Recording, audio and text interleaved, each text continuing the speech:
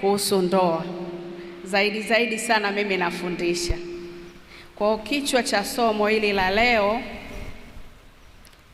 tatoka katika Mwanzo sura ya 2 mstari wa 18. Mwanzo 12 mstari wa 18.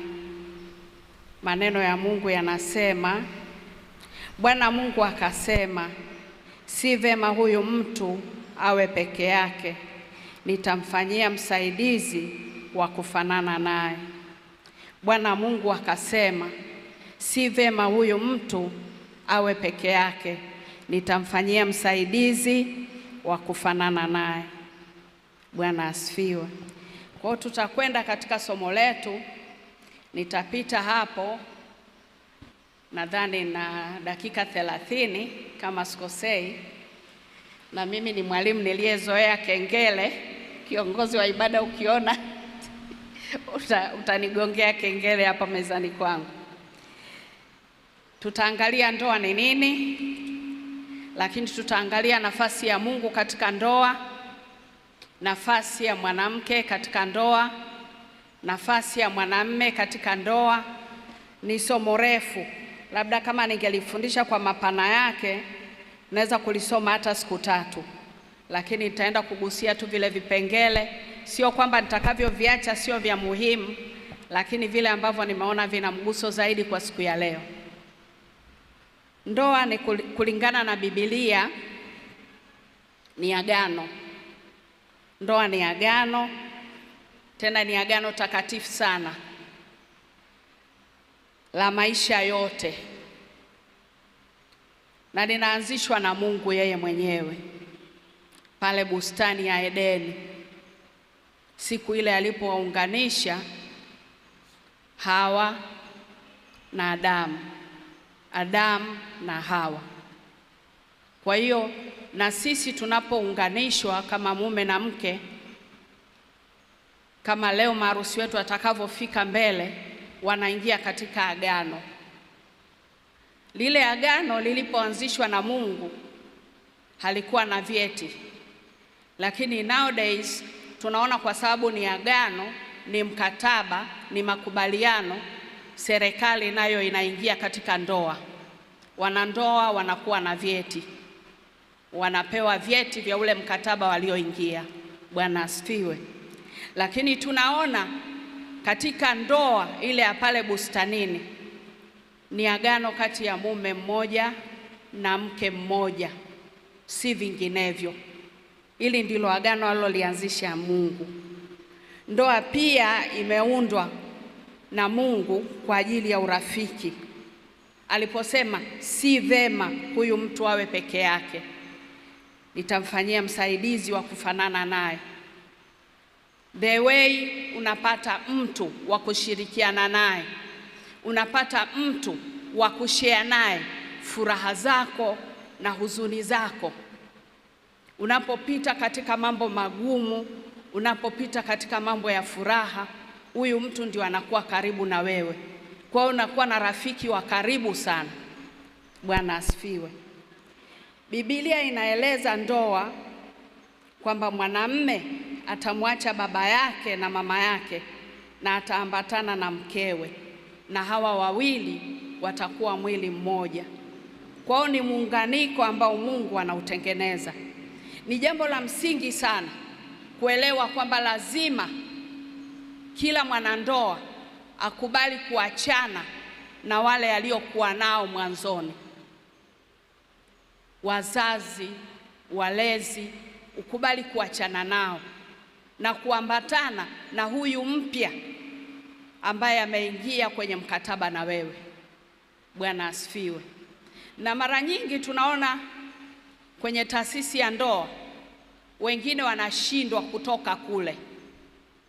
Unakuta mtu ana mke, unakuta mtu ana mume, lakini bado wale waliomlea, wale waliomzaa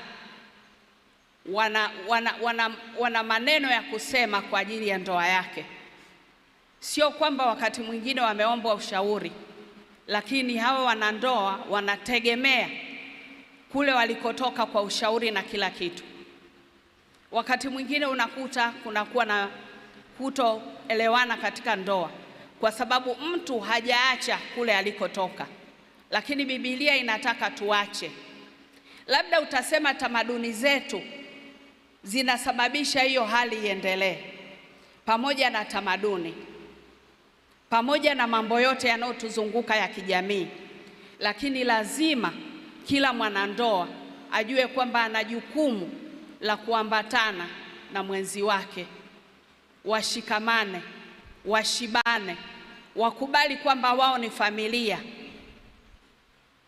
Hatutaacha kupokea ushauri wa wazazi. Watu hawataacha kupokea ushauri hata kwa marafiki, lakini ujue wa kwanza ni yule ambaye umeingia naye mkataba. Bwana asifiwe. Umeingia naye katika lile agano, yule ndio mwenzako.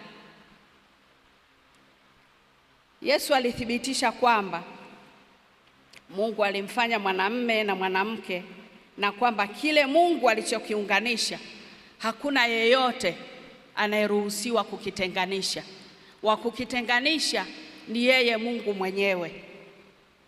Lakini tunaona ulimwengu tulionao sasa hivi, mambo ya kutengana, mambo ya talaka yamekuwa ni mambo ya kawaida, na wakati mwingine tunaongea kabisa kwamba kama watu wakiona hawaelewani, wakiona huko ndani wanaweza wakauana, watengane. Bwana asifiwe. Kile mwanzoni kilikuwa ni kifungo cha upendo. Kifungo cha upendo kinawezaje kugeuka na kuwa kifo? Kifungo cha upendo hakiwezi kugeuka. Kifungo cha upendo alichokiunganisha Mungu hakiwezi kukengeuka. Bwana asifiwe. Kifungo cha upendo kitabaki kuwa kifungo cha upendo mpaka Mungu atakavyoamua vinginevyo. Bwana asifiwe. Hizi ndoa za Kikristo, hizi ndio ndoa tunazokuja kufanya hapa madhabahuni. Ndio sababu wanaulizwa kwamba unakubaliana na hiki unachokuja kukifanya, kwa sababu unaingia kwenye kifungo ambacho Mungu anashiriki kukifunga, na atakaye kuja kukivunja ni yeye Mungu mwenyewe kwa njia ya kifo. Bwana asifiwe. Kwa hiyo yeyote anayekuja madhabahuni hapa ili kwamba sisi tupige vigelegele, ili sisi tushangilie, ajue yupo Mungu mahali hapa aliyewaunganisha Adamu na Eva, ndiye atakaye kwenda kuwaunganisha na wale watakaoungana leo na wale walioungana kama mimi na Fredi pale. Bwana asifiwe. Ni kifungo cha upendo. Bwana asifiwe. Hakiwezi kugeuka kuwa kifo. Shetani akianza kukuhubiria hivyo vitu kwenye ndoa yako, kataa.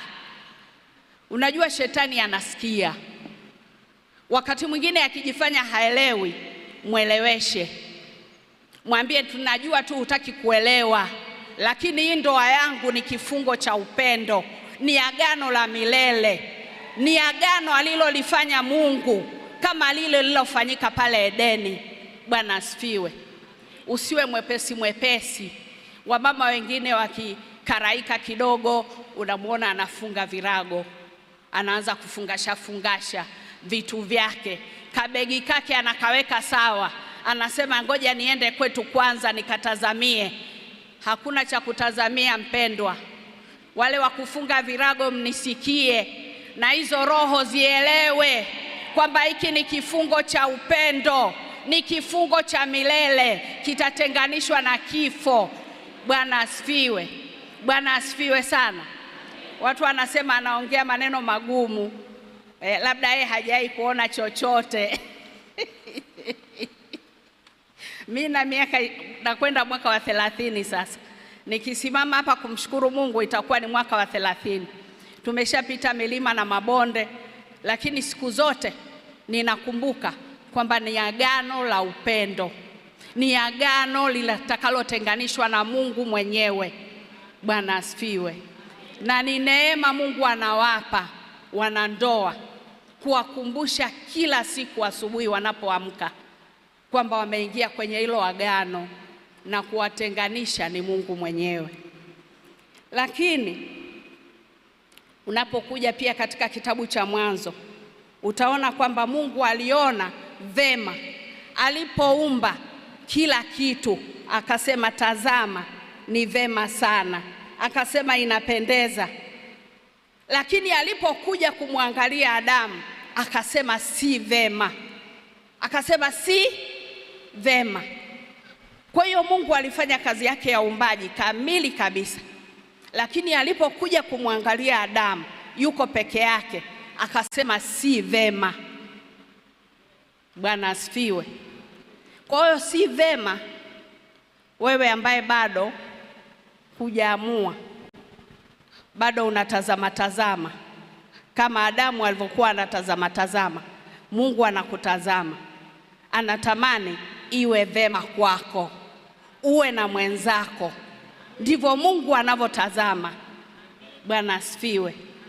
Kama alivyoona si vema mimi nilivyokuwa binti na shangaa kama alivyoona si vema mume wangu alipokuwa bado kijana anashangaa, akasema si vema hawa washangae, akatuleta pamoja. Bwana asifiwe. Akatuleta pamoja. Akishaleta watu wawili pamoja, Mungu anaona amekamilisha uumbaji, anaona ni vema, kila kitu kimekaa mahali pake. Wapo watunzaji wawili wa bustani. Bwana asifiwe. Wapo watunzaji wawili wa bustani ya Edeni. Mungu anaona ana marafiki wa kuwatembelea kila siku jioni na kuongea nao. Ndivyo zilivyo ndoa zetu. Mungu anatutembelea kwa sababu ni sisi wawili na Mungu ni watatu.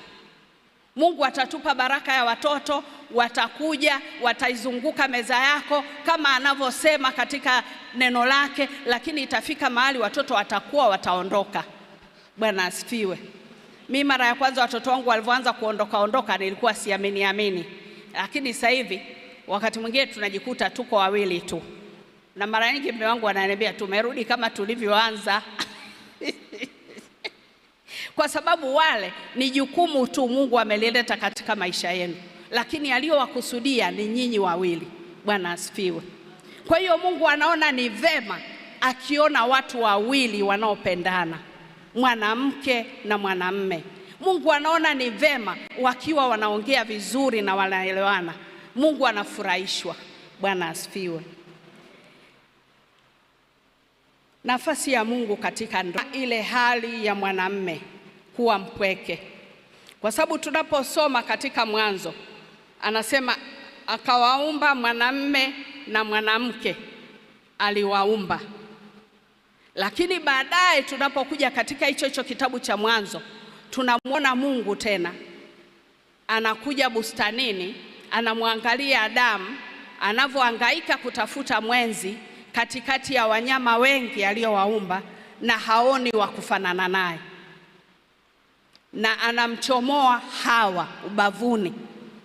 Ina maana walikuwa ni wawili katika mmoja. Bwana asifiwe. Ina maana walikuwa ni wawili katika mmoja, na hakukosea kwamba kwa nini aliwafanya wawili katika mmoja, alafu baadaye akaja tena kutembelea.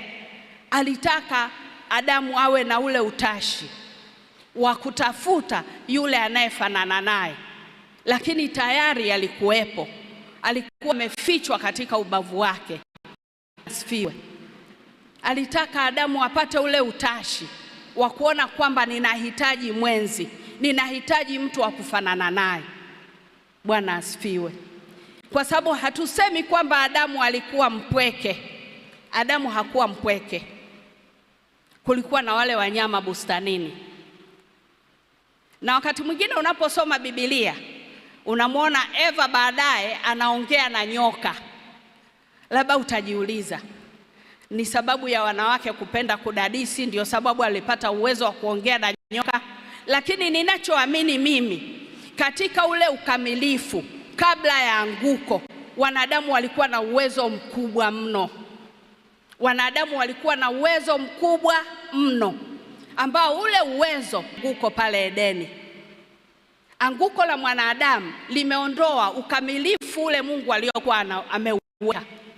Ninaamini kabisa mwanadamu alikuwa na uwezo, walikuwa wale wanyama wamemzunguka, lakini katika binadamu alisema si vema huyu mtu awe peke yake, asiofanana nao. Bwana asifiwe. Labda katika maisha yako, kama bado unatafuta, unaangalia yule wa kufanana naye, mimi naamini kila mtu amemwekea lisha ile hali ya kuwa peke yake. Hutakuwa peke yako tena, Mungu atakupatia. Labda mabinti na vijana wanasema tunaishi katika dunia iliyobadilika. Mimi na mabinti wakubwa na vijana wakubwa wananiambia hii dunia tulionayo mama sio kama ile mliokuwa nayo nyinyi. Ile ilikuwa ni dunia nyingine, ilikuwa ni dunia ya tofauti. Wewe ilikuwa rahisi kukutana na baba, tena nyinyi mlikuwa mna bahati yote, sio ni watoto wa wachungaji, mlikuwa mnaimba kwaya wote. Lakini mama, sasa hivi kumebadilika. Lakini neno la Mungu linatuambiaje? Neno la Mungu linasema Mungu ni yeye yule jana na leo na hata milele. Kwenye uaminifu wake Mungu ni yule yule.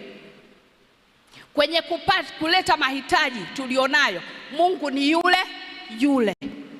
Hitaji la mwenzi mbele za Mungu ni hitaji lako kama hitaji jingine unavyolipeleka. Kwa hiyo ukilipeleka mbele za Mungu kwa imani, Mungu hatakubadilikia. Mungu hajabadilika. Ana uwezo wa kukupatia mwenzi wa kufanana naye. Bwana asifiwe. Kwa hiyo tunaona Mungu aliona ile hali ya upweke ya Adamu kuwa peke yake, akasema nitamfanyia msaidizi wa kufanana naye. Na pia tumeumbwa kwa mfano wa Mungu. Sisi wanadamu tumeumbwa kwa mfano wa Mungu. Mungu anafanya kazi katika nafsi tatu. Ukisoma Biblia kuna mahali Mungu anaongea katika hali ya wingi. Kwa mfano ukisoma Mwanzo sura ya 1 mstari wa 26, kuna mahali anasema na tufanye mtu kwa mfano wetu. Anaongea Mungu Baba, Mungu Mwana na Roho Mtakatifu. Wanaongea katika wingi wao. Lakini pia katika Mwanzo sura ya 11 ukisoma kuanzia mstari wa 5 ule mstari wa 7, kuna mahali anasema haya na tushuke huko na tuachafulie usemi wao ili wasisikilizane maneno wao kwa wao. Mungu alikuwa anaongea na zile nafsi zake katika Utatu Mtakatifu. Na wewe hataki uongee vitu peke yako. Anataka uwe na mtu wa kuongea naye, mshauriane, mjengane, mpeane nguvu. Kunapokuwa na udhaifu, mwingine amuinue mwenzake. Ndivyo Mungu alivyotuumba. Mungu anapendezwa na wanadamu wanapokaa pamoja, haswa katika ndoa takatifu. Anasema inapendeza ndugu akikaa kwa pamoja. Ni kama mafuta mazuri yanayoshuka katika kichwa cha kuhani, cha Haruni. Kwa hiyo mtakapokaa kwa umoja, nyinyi wawili na Mungu akiwa watatu, kila shauri la kwenu Mungu atakuwa na nyinyi. Mungu anapenda kushirikiana na wanadamu. Ndio sababu hata Yesu anasema, tazama nasimama mlangoni nabisha. Habishi kwa ajili ya wokovu tu, lakini anabisha pia kwa ajili ya maisha yako. Anasema ukifungua mlango ataingia. Kwa hiyo hata katika ndoa mkimfungulia ataingia, atakaa na nyinyi. Akasema nitakula pamoja nanyi. Kwa hiyo Mungu ni watatu katika ndoa zetu. Anasikia maongezi yetu, anasikia mipango yetu, anajua tunapopitia mahali pagumu. Pale tusipoweza kupita peke yetu, anapita na sisi. Ndio sababu nakwambia ndoa sio ya kuvunjika, kwa sababu yuko mtu wa tatu. Wale waliotiwa katika moto wa tatu, Mungu akawa ni wa 4, lakini ninyi wawili Mungu atakuwa watatu kwenu. Hakuna jambo litakaloshindikana. Bwana Yesu asifiwe. Bwana asifiwe sana. Nakumbuka mimi napitiaga nyakati ngumu, lakini ninapopita katika zile nyakati, mtu wa kwanza kushia naye ni mume wangu. Siku moja nakumbuka nimeitwa kwenye huduma mahali na afya yangu sio nzuri. Nikamwambia mimi sijui naonaje. Akasema utakwenda kumtumikia Mungu, piga magoti nikuombee. Nikapiga magoti, akaniwekea mikono, akaniombea. Nilipotoka pale nikajiona nina nguvu kama nyati. Bwana asifiwe. Lakini kusingekuwa na mtu mwingine wa kunitia moyo, ile huduma nisingekwenda. Bwana asifiwe. Kwa hiyo Mungu anayo nafasi katika maisha yetu. Mungu anayo nafasi katika ndoa. Mungu ndiye anampa mwanamume mwanamke wa kuoa. Mungu ndiye anayekupa mwenzi. Hakuna mwingine atakayekupa mwenzi mkamilifu isipokuwa ni Mungu. Bwana asifiwe. Na wewe unataka nini? Unakwenda kumwambia Mungu nini? Ninataka mwenzi wa namna gani? Mimi nakumbuka kilio changu, nilimwambia Mungu, unipe mume anayekujua wewe. Unipe mume anayekupenda wewe. Najua akiwa anakupenda wewe na anakujua wewe, mambo mengine yote yatakuwa vizuri. Bwana asifiwe. Nikampata yule akiwa kijana kabisa, na mimi nikiwa binti mdogo sana. Na hadi leo tumetembea katika hii njia, tumemwona Mungu, kwa sababu yeye aliomba apate mke anayemjua Mungu. Na mimi kumbe lilikuwa ndio ombi langu. Vingine vyote vilifuata, lakini kumcha Bwana ndio chanzo cha nini? Cha maarifa. Na Mungu atakugaia yale ambayo unayahitaji, lakini umehitaji nini kutoka kwake? Mithali 18:22 asema, apataye mke apata kitu chema, naye ajipatia kibali kwa nani? Kwa Bwana. Mungu akimpa kijana wa kiume mke mwema, amempatia kibali. Amempatia kibali. Lakini pia Mithali 19:14 inasema, nyumba na mali ni urithi apatao mtu kwa babaye, bali mke mwema mwenye busara, mke mwenye busara mtu hupewa na Bwana. Mungu aliona Adamu yuko peke yake, ampatie mke mwema. Huyu mke aliyemleta kwake alikuwa ni mke mwema. Achana na haya mambo watu wanaosema huku mtandaoni. Achana na mahubiri ya watu wasiomjua Mungu. Lakini kama hakuwa mke mwema, Adamu asingesema kwamba huyu ni nyama katika nyama zangu na mfupa katika mifupa. Alijiona kwamba mke wake ni sehemu yake yeye mwenyewe. Mimi kama nilivyokuambia mwanzoni kwamba anguko ndio limeleta mambo mengi yasiyofaa. Anguko ndio limeleta kunyosheana vidole, kwamba ni huyu mwanamke uliyenipa, ni huyu mwanamume uliyenipa. Lakini kabla ya anguko hivyo vitu havikuwepo.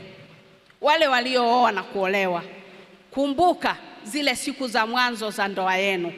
Kumbuka zile siku za upendo, kabla huo upendo haujachuja, kabla huo upendo haujakutwa na tufani yoyote. Kulikuwaje huko ndani? Naamini ilikuwa ni bustani nzuri ya Edeni. Lakini adui haachi kuziharibu kazi za Mungu zilizonyooka. Mjue adui yako hataki uwe na furaha katika ndoa. Kataa hicho kitu. Mwambie adui, ile furaha Mungu alionipa katika ndoa yangu mwanzoni, naamini nitadumu nayo na kusonga nayo mpaka siku Mungu atakapotutenganisha. Ukimwambia anasikia, ukimwamrisha anatii, kwa sababu Mungu ameweka mamlaka ya kimungu ndani yako. Bwana asifiwe. Bwana asifiwe sana. Lakini Mungu pia anapenda kuwa karibu na wanadamu. Nimekuambia mwanzoni kwamba Bwana Yesu alisema, ukifungua mlango mimi nitakuja kwako, nitakuwa mgeni wako, tutaishi wote. Kwa hiyo hata katika ndoa ukimfungulia Mungu inavyostahili, atakuwa pamoja na wewe na utauona ukuu wake. Utaona matendo yake ya ajabu. Utaona ulinzi kwenye hiyo taasisi ambayo inapigwa vita kuliko taasisi nyingine zote duniani, kwa sababu hiyo taasisi ikisimama na taasisi nyingine zote zitasimama. Hiyo taasisi ikifanikiwa na taasisi nyingine zote huku duniani zitafanikiwa. Watu wanatoka nyumbani kwanza ndio wanakuja kanisani. Ndio sababu hata neno la Mungu linasema ibada njema inaanzia wapi? Nyumbani. Waimbaji wameimba. Hiyo ndio taasisi inamfanikisha baba akifika kazini aweze kufanya kazi yake vizuri. Mama akifika kazini aweze kufanya kazi yake vizuri. Mama hata akipika chakula jikoni kiwe na ladha, kwa sababu hiyo taasisi ina mafanikio. Mkaribishe Mungu kwenye hiyo taasisi leo. Lakini tutaangalia nafasi ya mwanamume. Mwanamume anapaswa kuwa kiongozi. Mwanamume ni kiongozi. Neno la Mungu katika Wakorintho wa kwanza sura ya 11 mstari wa 3 linasema, lakini nataka mjue ya kuwa kichwa cha kila mwanamume ni Kristo, na kichwa cha mwanamke ni mwanamume, na kichwa cha Kristo ni Mungu. Lakini Waefeso 5:23 nasema, kwa maana mume ni kichwa cha mkewe, kama Kristo naye ni kichwa cha kanisa, naye ni mwokozi wa mwili. Bwana asifiwe. Tukisema kichwa tunamaanisha kiongozi. Kwa hiyo baba ni kiongozi. Ndio sababu Mungu amewapa pia wanaume sauti kubwa. Ile sauti ikiunguruma pale nyumbani, kila mtu anatulia. Bwana asifiwe. Mama anatulia na watoto wanafanya nini? Wanatulia, wanasikiliza maelekezo. Kwa hiyo wewe sio kiongozi tu wa familia, lakini ni kiongozi wa kiroho pia kwenye nyumba yako. Baba, watoto wako wakipotea, utasema mama ni mlezi, lakini kumbuka wewe ndio kiongozi mkuu. Mke wako akipotea, utasema yeye amefuata zile tabia za wanawake kama alivyofanya tabia za Hawa, akamwacha Adamu akaenda kula matunda huko kwa nyoka. Lakini wewe ndio kiongozi. Wewe ndio unatakiwa uombe na usimame kwenye nafasi ya kiongozi wa juu. Kwani taasisi ikitetereka tunamlaumu nani jamani? Si tunamtazama kiongozi wa juu kabisa? Kwa hiyo sisi tutakutazama wewe kama kiongozi. Kwa hiyo hakikisha familia yako inakwenda kama vile Mungu alivyokuweka pale kuwa kiongozi, ile familia iende. Kitu cha pili, mpende mke wako. Kila baba anatakiwa kumpenda sana mke wake. Waefeso 5:25 mpaka 26. Enyi waume, wapendeni wake zenu kama Kristo naye alivyolipenda kanisa akajitoa kwa ajili yake, ili makusudi alitakase na kulisafisha kwa maji katika neno. Kwa hiyo wewe ukichanganya huo uongozi, ukija ukichukua nafasi yako ya upendo kwa mke wako, ndoa itakwenda. Hakuna mwanamke mbishi kwenye upendo. Hakuna mwanamke kichomi kwenye upendo. Ukiona kuna shida, jiangalie, ninampenda huyu kama inavyotakiwa? Kama unampenda ilivyotakiwa, rudi kwa Mungu, mwambie nimempa upendo, lakini bado hajaweza kusimama kama vile ninavyotaka. Lakini mimi naamini sisi upendo, sisi wanawake unatunyoosha. Bwana asifiwe. Mpe upendo mke wako na ndoa itakaa vizuri. Mwanamume ni mtoaji wa huduma kwa familia. Wewe kama baba unaakisi. Yesu alikuwa kiongozi wa kanisa. Yesu alilipenda kanisa, lakini pia Yesu alilihudumia kanisa na kulipa mahitaji ambayo linahitaji. Ndio sababu Yesu alipofuatwa na watu wenye njaa aliwalisha. Yesu alipofuatwa na watu ni wagonjwa aliwaponya. Waliokuwa hawana amani aliwapa amani. Waliokuwa wamefiwa aliwafariji. Hata waliolia alifuta machozi yao mpaka kufikia kiasi cha kufufua wafu wao. Na wewe mwanamume kwenye familia ni kama vile Kristo alivyo kwa kanisa. Kristo alikubali kufa kwa ajili ya kanisa. Na wewe mwanamume, simama kwenye nafasi yako. Jitoe. Wamama, tuwape moyo wa baba. Wana jukumu kubwa la kujitoa na kusimama kwenye hiyo nafasi. Mungu awabariki sana wababa wote waliomo humu ndani. Tupige makofi kwa ajili yao. Tuwatie moyo wapendwa. Amina. Tuambie pole wakichoka. Tuwatie moyo, tuwafariji. Lakini kuna nafasi ya mwanamke ambayo imetazamwa kama nafasi ya msaidizi. Msaidizi wa nani? Msaidizi wa baba. Lakini aliposema nitamfanyia msaidizi wa kufanana naye, Mungu alilenga kitu gani haswa? Hakutazama tu kwamba mwanamke aje kumsaidia mwanamume, lakini Mungu alitaka ile nafasi, ule ubavu aliyouchomoa, mwanamke atakapokuja akamilisha ile nafasi. Bwana asifiwe. Sijui mama uliyepo hapa, unajitambua kwamba wewe ni msaidizi? Unajitambua kwamba pale mwenzako anaposhindwa, wewe unatakiwa usimame ukave lile gap? Unatakiwa usimame kwenye nafasi ya msaidizi kama msaidizi anayefiti kwenye ile nafasi. Na baba pia ni msaidizi wa mwanamke. Kila mtu anamsaidia mwenzake. Kumbuka wote wawili pale Edeni walianguka. Ile nafasi ya ukamilifu ilipotea, na tumerithi ule udhaifu. Tumeokoka kwa damu ya Yesu, lakini bado tunaishi hapa duniani penye kila aina ya taabu, penye kila aina ya udhaifu. Mungu anapotutazama anatamani kuona kile kilichopungua kwa mume, mke anakikamilisha, na kile kilichopungua kwa mke, mume anakikamilisha.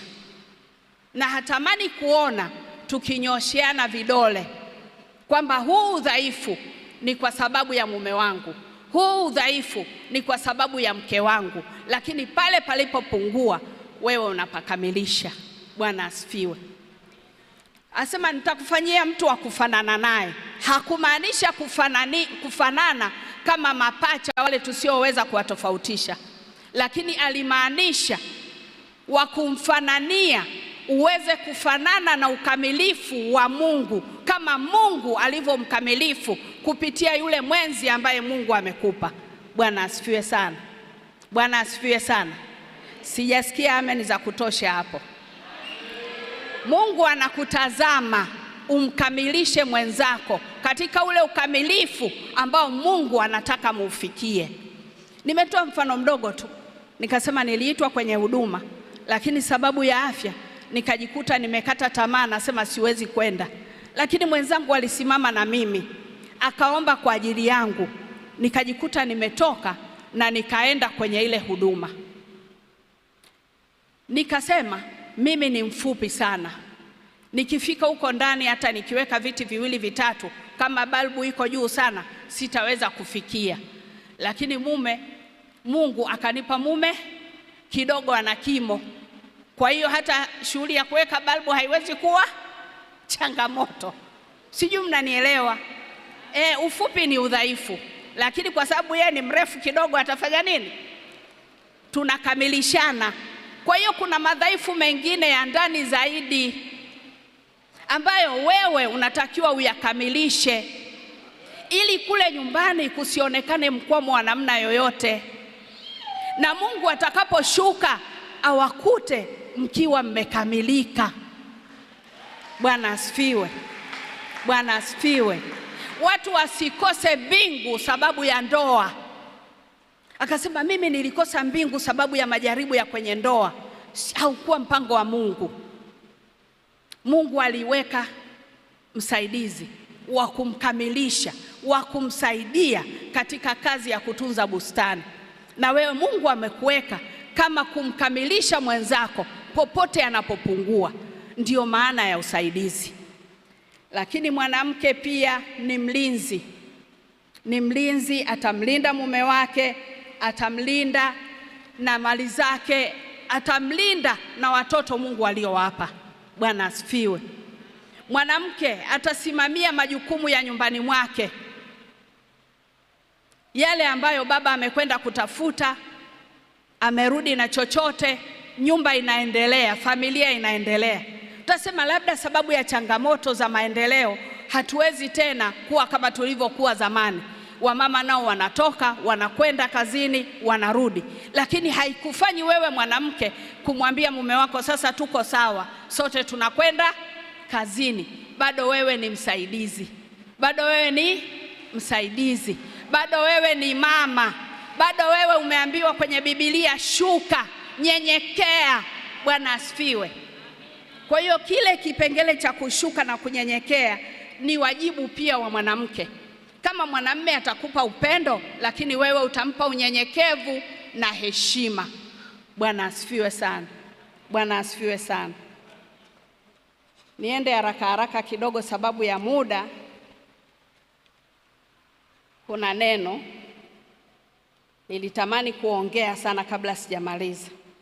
Kasema mambo ya kuzingatia katika ndoa. Jambo la kwanza kabisa, kila mtu anatakiwa atimize wajibu wake katika ndoa. Mwanamume atimize wajibu wake katika ndoa na mke atimize wajibu wake wa ndoa. Mengine ni ya ndani sana, ni ya semina ya ndoa. Leo tuna watoto hapa, lakini kila mtu atimize wajibu wake katika ndoa. Ukitimiza wajibu wako, umetenda vema. Na neno la Mungu linasema, je, ukitenda vema hutapata kibali? Kuna vibali vingine tumevikosa kwa sababu tumeshindwa kutenda vema. Kuna kibali umekikosa kwa sababu umeshindwa kutimiza wajibu wako. Bwana asifiwe. Naamini haya maneno machache na mengine mengi mnayoyajua, ukiyasimamia, ukisema kila siku, Mungu nisaidie kutimiza wajibu wangu, ndoa yako itakuwa ni bustani nzuri ya Edeni, ambayo kabla ya anguko itakuwa hivyo ndoa yako, wala hakuna mahali utashindwa. Lakini wakati mwingi tumejiona kwamba tuko kwenye changamoto, tunasema changamoto za ndoa, na zimekuwa na mjadala mrefu sana mitandaoni kuliko vitu vingine vyote. Tunasema ndio taasisi yenye changamoto kuliko taasisi nyingine zote, kwa sababu watu hawajatimiza wajibu wao. Asema ukitenda vema utapata kibali. Lakini heshimu kiapo cha ndoa. Heshimu kiapo cha ndoa. Hiki kiapo unachokuja kuapa hapa, unapofungiwa ndoa, unakifanya mbele za Mungu. Sisi wanadamu ni mashahidi, lakini anayekuja kuunganisha ile ndoa ni yeye, Mungu mwenyewe. Kwa hiyo anatamani kukuona ukiheshimu kiapo cha ndoa. Nyinyi mnaofungiwa ndoa na wale wanaotazama kwamba hawa ni wanandoa, ukimtazama mtu kwamba huyu ni mtu na mke wake, heshimu ndoa yao. Bwana asifiwe. Kuna watu wengine wamo makanisani humu, wameokoka, lakini hawana heshima na ndoa za watu. Hicho kitu Mungu hapendi. Heshimu ndoa. Wewe uliyeko ndani ya ndoa, na wewe hata ambaye hujaingia kwenye ndoa lakini unawatazama wanandoa, heshimu kile kiapo chao. Mungu akusaidie kutimiza wajibu wako na kuheshimu kiapo cha ndoa kwa njia ya msamaha.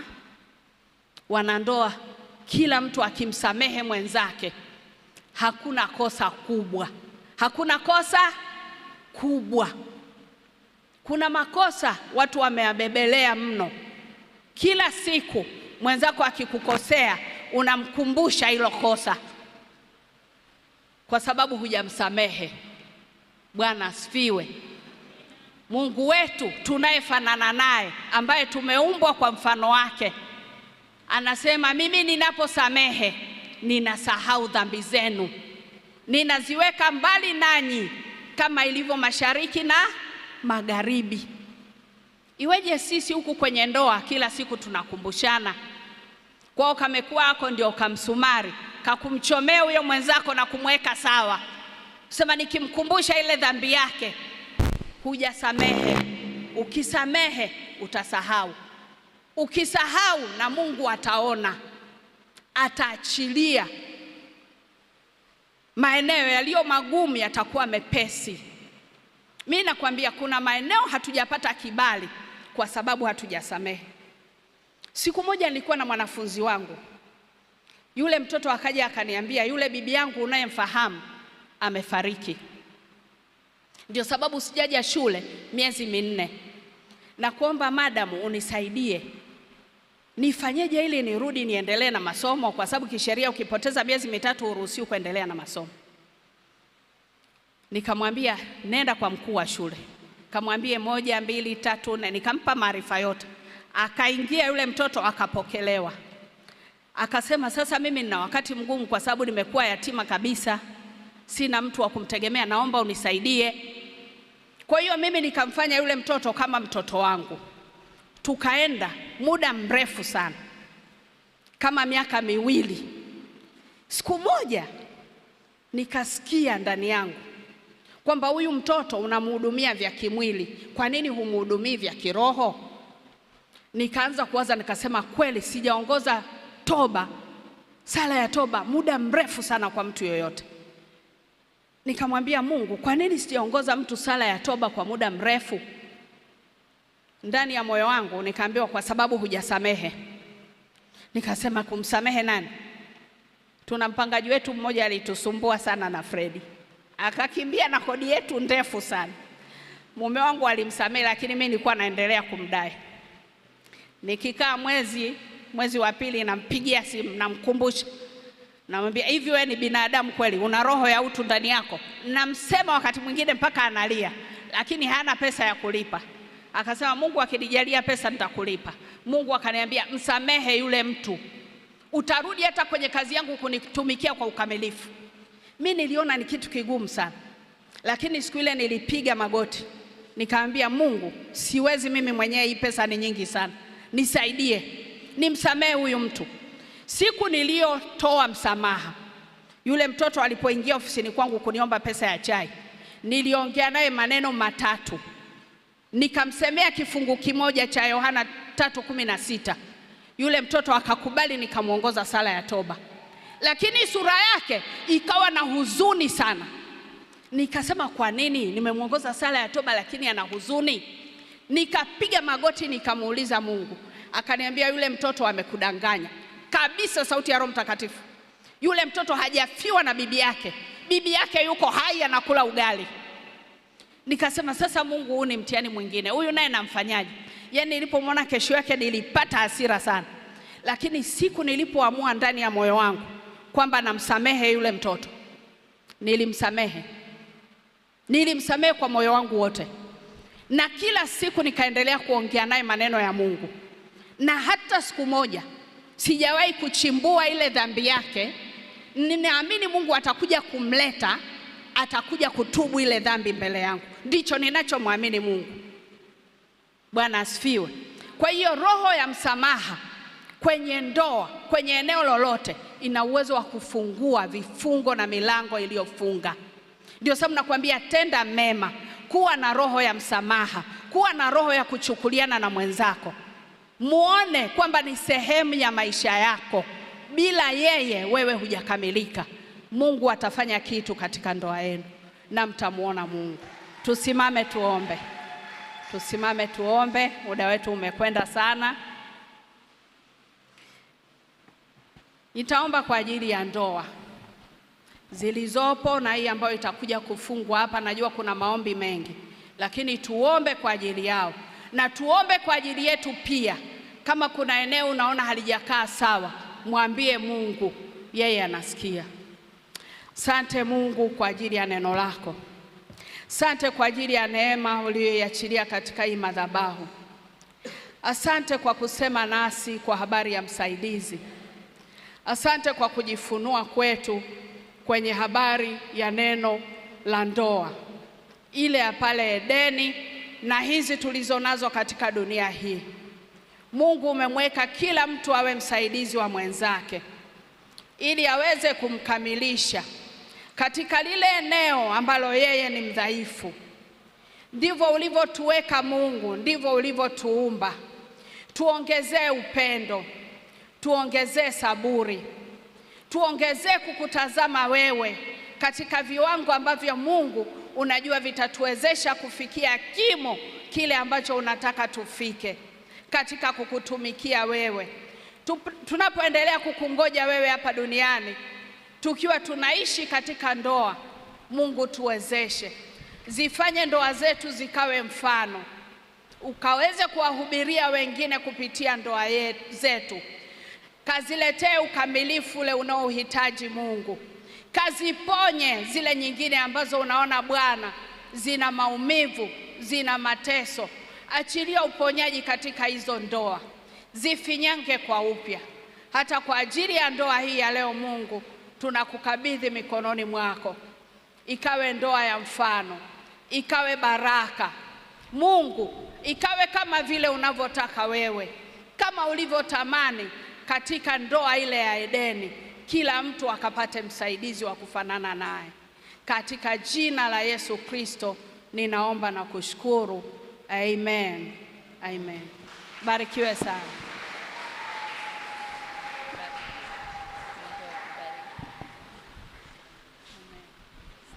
Amen. Ongeza makofi kwa ajili ya mhubiri wetu.